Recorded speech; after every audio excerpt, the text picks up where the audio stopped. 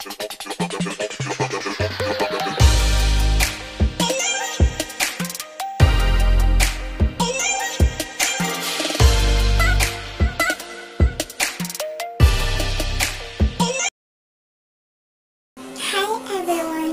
So, for today's video, ituturo ko po sa inyo kung paano gawin itong box braid. Ito po yung mga kakailanganin natin. At kung ikaw ay interesado na malaman kung paano gawin ito, please keep on watching and don't forget to subscribe. At ngayon, mag-umpisa na po tayo. Siguro, dito na lang.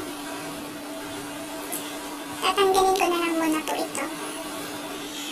Actually, nung ginagawa ko ito, umabot po ako ng hanggang 4 na oras. My God.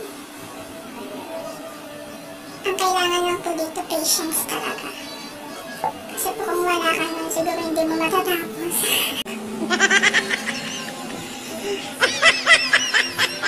Kung ginawa ko to, nag-umpisa po ako ng 7 PM, tapos po ako ng 11 PM. Ganun po katindi. No. Ganyan po talaga pag gusto, diba? Tiis-tiis lang. Ito, tatanggalin ko muna po ito at papakita ko. Dadamo ko po sa inyo kung paano ko po ginawa. Medyo mahirap po siya.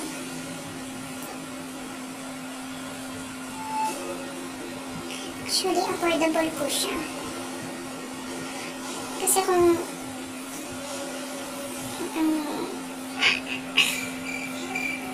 kasi po yarn lang yung gamit. Trinay ko lang siya. Gamit ng yarn, diba?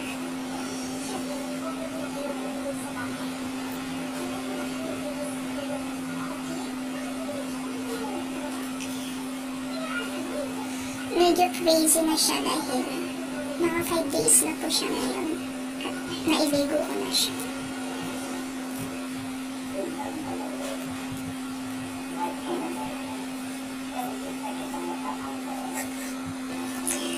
So, natanggal ko na po siya. At ganito yung itsura.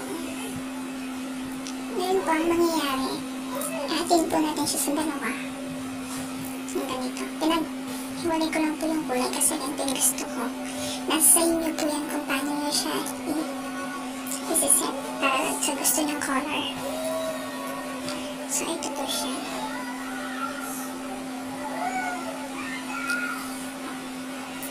Kailangan nakaganyan siya. Ayan.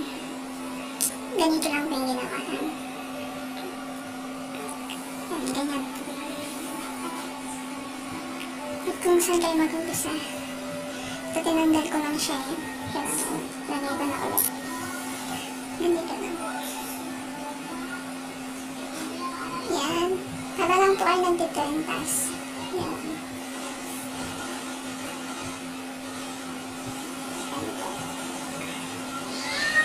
At gaganyan niyo po siya para humigpit na.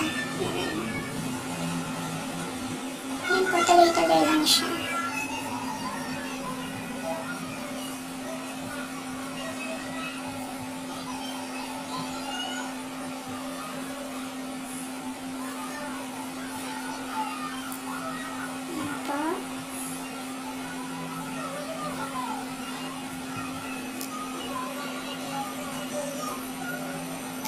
Yan po, kung medyo konti na lang siya dito. Ang mangyayari, kukuha po tayo dito ng tingnan natin siya. Both side po, magkabilaan. Isasama po natin siya doon. Tapos, pagpapatuloy lang po natin yung pagtitalintas. Simple lang po siya. Simple lang talaga siyang gawin.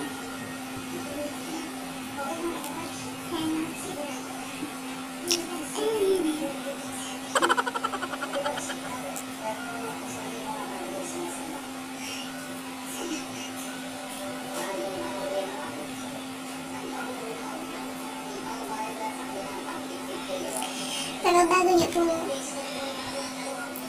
gawin mas mabuting, lagyan niyo po siya ng like oil po ba? Yung ganun. Parang maganda. Kasi ito, ano siya. Pwede yun rin po siyang gupitin kung gusto niyo.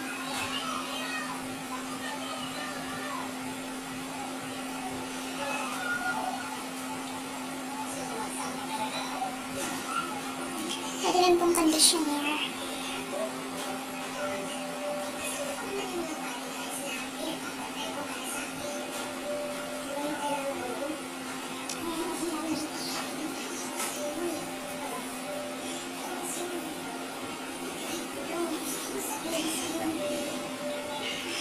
Siguro nandito na lang siya.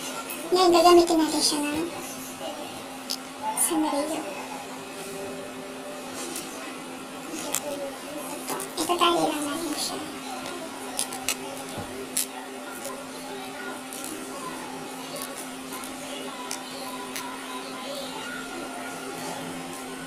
At ayan. Ganito lang po kasimple yan. Ito, pwede mo siyang i-design kung anong gusto niyo. Ako kasi gusto ko ganito. Napaka-cool. Actually, first time ko ito nilagay. Ayun po. Sana po nagustuhan niyo yung video to. I hope you like it po. Please don't forget to subscribe. I love you all.